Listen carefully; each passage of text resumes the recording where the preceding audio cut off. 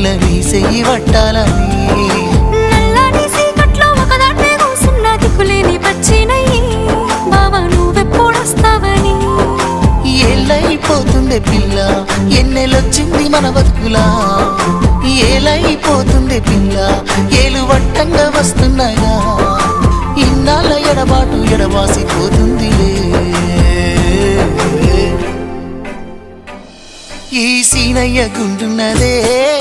సినదారా నీ కోసము